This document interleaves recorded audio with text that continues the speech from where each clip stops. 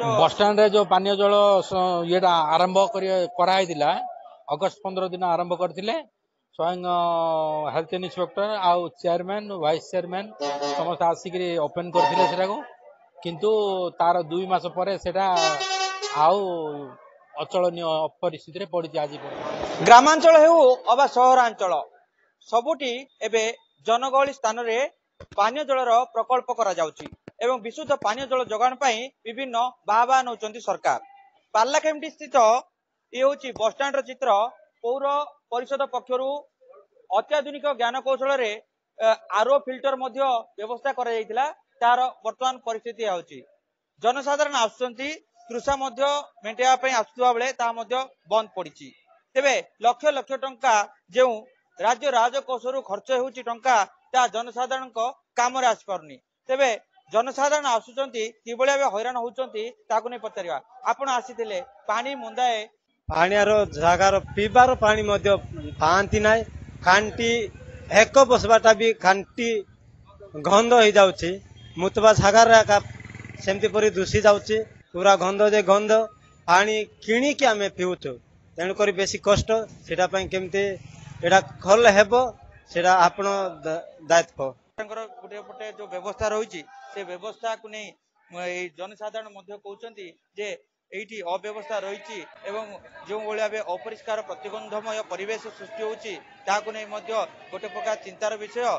कौन कहे आपण आसुचंती बस को अपेक्षा करूचंती एठारे पानी रो सुविधा केमती आपण देखते पानी रो सुविधा किछि ना। बस स्टैंड जेते बेले हेई गला 5-10 वर्ष हे गला सेठू जेबेटू से पानी आसीबा जगह जो बंद जे बंद वर्तमान पर्यंत बंद कर रही जाउछे।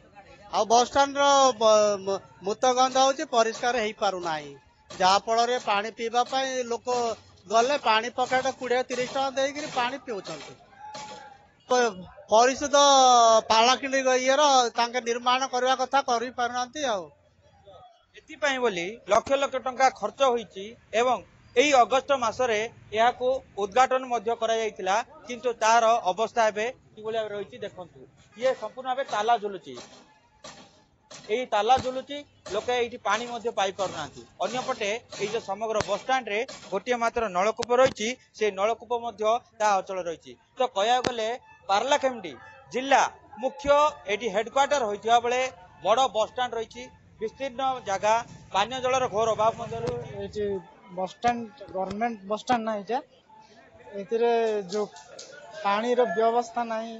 हम सुस अवस्था रे अछु एमि पानी गोटे गोटे बोतल 20 टका दे किणी बाध्य आ सरकार टिके हम पाई टिके बोलो पीवा पानी टिके जुगाण कर दिले। अवश्य ताती मध्य पड़ुची ताती को नहीं समस्ते डहल विकल हेबे। जिला मुख्य एई बस स्टैंड रही पार्लाखेमटी ठारे पार्लाखेमटी रे अव्यवस्था देखा मिली। तेबे एई जो दैनंदिन जीवन रे किबळे कोन कहे भाई आपण गोटे ये कही पार पानीय जल संकट रही बस स्टैंड रे। तो बस स्टैंड रे पानीय जल संकट रही बेले बस स्टैंड रे पानी रो व्यवस्था कौन सी व्यवस्था किछि नाय सब प्रकार असुविधा चलती। पूरा ओलिया गदा से जो होटेल गुड़ाक अच्छी से सब असना गुड़ा पकाउछंती खराब आगु व्यवस्था करते प्रशासन से भल होता। किशोर चंद्र प्रधान बस स्टैंड रे जो पानीय जल ये आरंभ कराइला अगस्त 15 दिन आरंभ करते स्वयं हेल्थ इन्स्पेक्टर आउ चेयरमैन वाइस चेयरमैन समस्त आसिक ओपन करते किंतु तार 2 मास पर अचलनीय परिस्थिति पड़ी आज पर्यंत।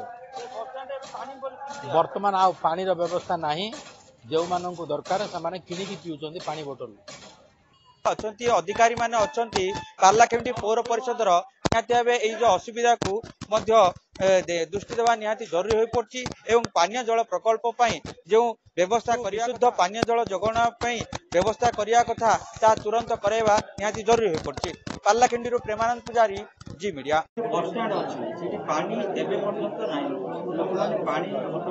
सेटा मो नोटिस को आसीना प्रथम थर पई कहउछंती मो डीएचएच पार्लाखेमटी बस स्टैंड पाखापाखि मासरे 2-4 थर जाउची किंतु मो नोटिस को सेटा एपर्यंत आसे।